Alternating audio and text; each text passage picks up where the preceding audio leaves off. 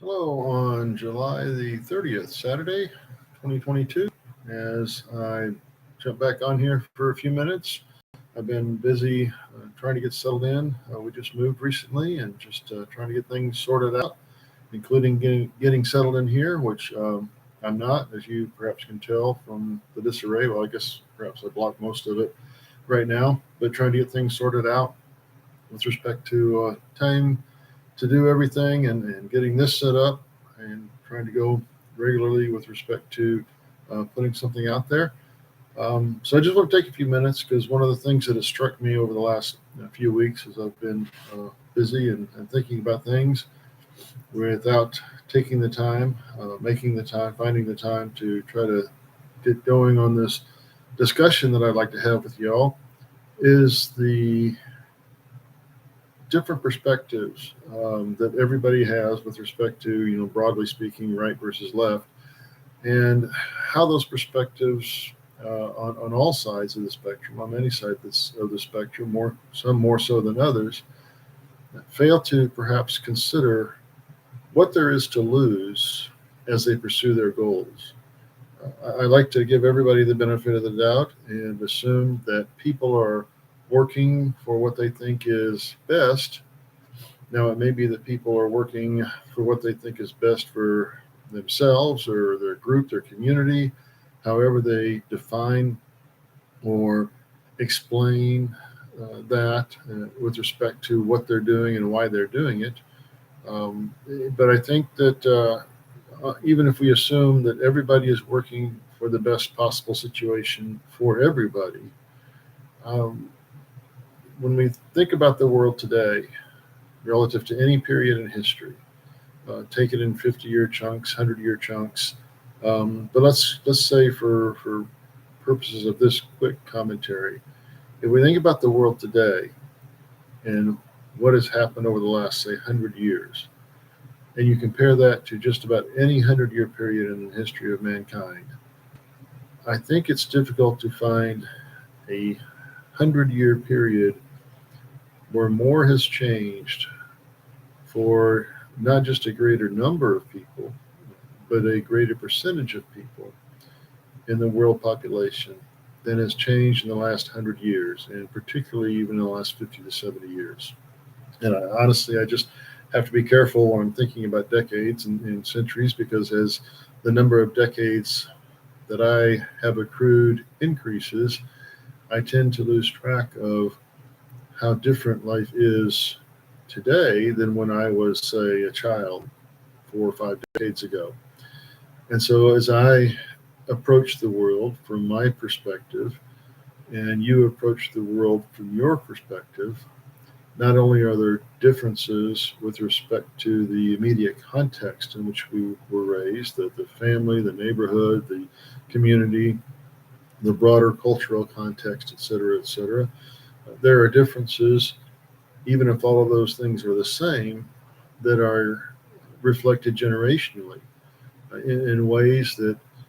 younger generations, I don't think, for the most part, and this is a broad generalization, but for the most part, younger generations do not and cannot fully appreciate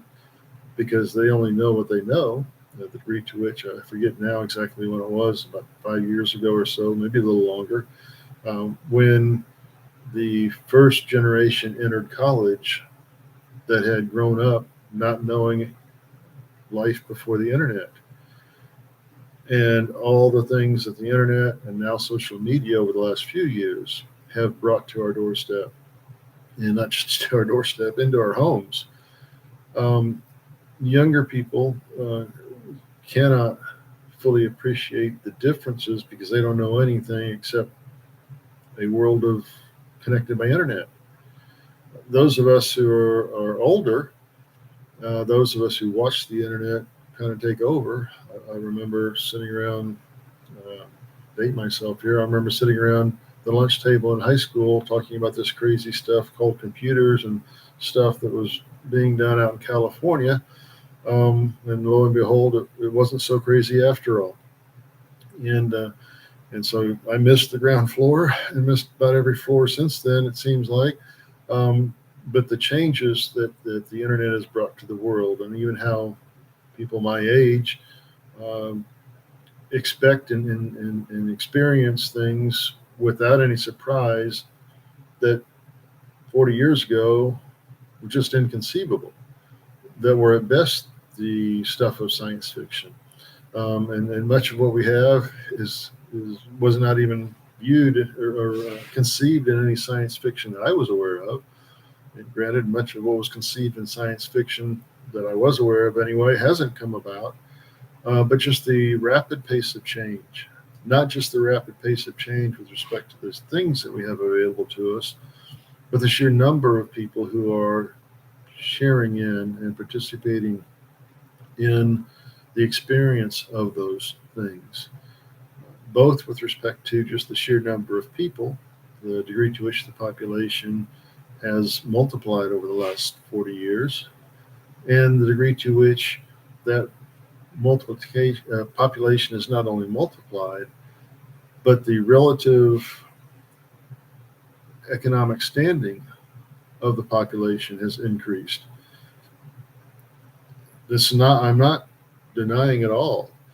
the difficult situations that many people today face, the seemingly impossible situations that many people today face,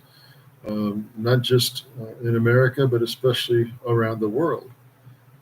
And I don't think that by recognizing that the average um, income level, the average lifestyle of people in the world today is higher than the average lifestyle at any period in history, recognizing that fact does not automatically negate the struggles that people who are struggling today actually feel. But I think if we try to interpret today's struggles from a lens that focuses on what some have relative to others who don't have those same things, as if it's a perpetuation of the inequities that have existed throughout history, we're missing a couple of important points, and vice versa. If we focus on how well people have it in general, on average today compared to any period in history, as if we've arrived, we're missing some important points as well. Uh, One of the things that I would suggest is that no matter how good it is,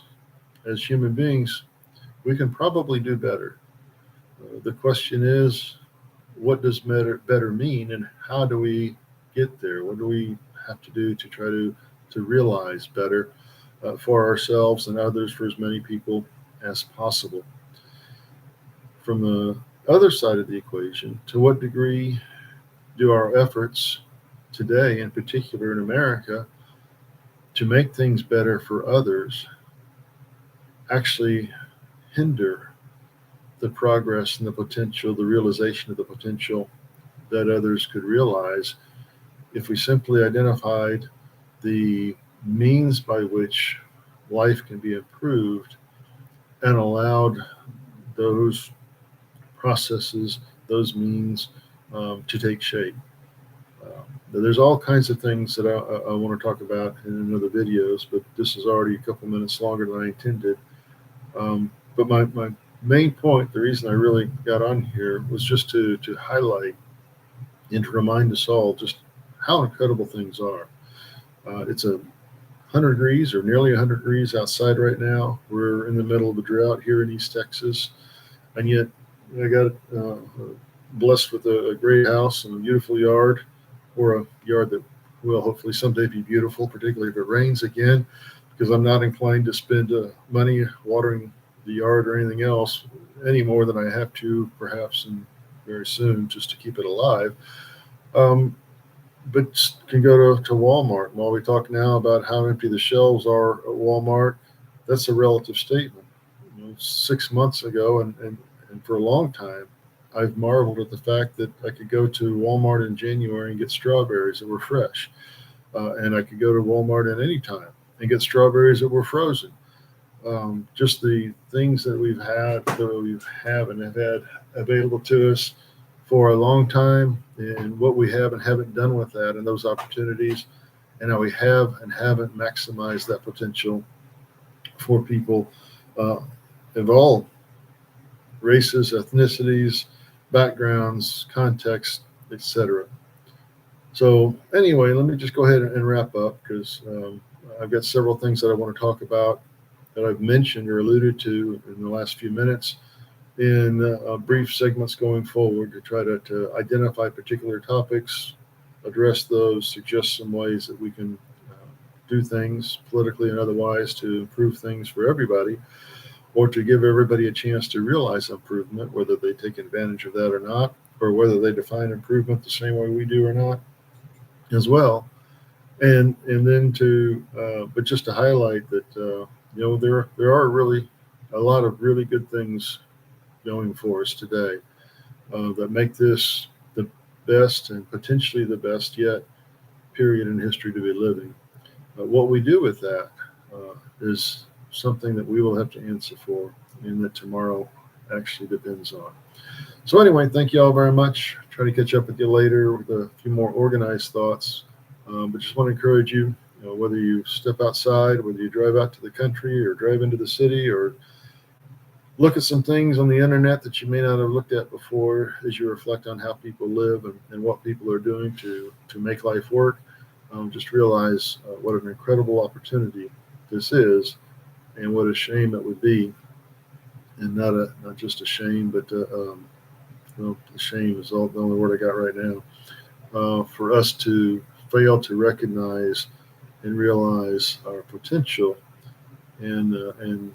to continue to, as the world seems to be doing, cycle down into a less thankful and less hopeful version of ourselves in the world. Thank you all very much. Catch you later. Bye bye.